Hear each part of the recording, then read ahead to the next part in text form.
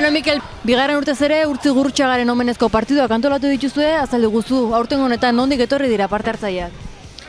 Lehen urten 12 taldeko txapelketa bat genuen, eta urten 16a luzatu dugu, eta ia denak Gipuzko mailako taldek dira, eta aletik debilogo ekarri dugu urten.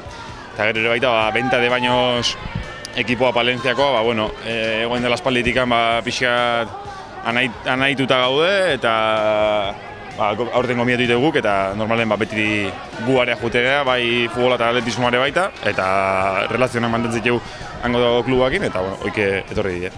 Aukera polit izan daiteke, bertako herriko futbolari txiki hauentzat jendea ezagutzeko, gainontzeko talde beraiek ezagutzeko?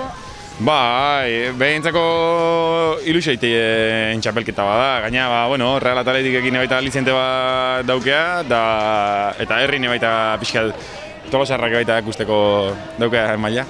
Behatzit herritan hasi die partido, gu goizeko 8 hemen gauden, eta atxaldeko 6etan da finala, eta egun guztia.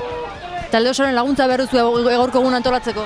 Beti kluban ingurun ibilian jendea, beti laguntzen ibilian basarreran, tabernan, lehenengo taldeko urtzin taldekide guztik baita hemen dauzko laguntzen, da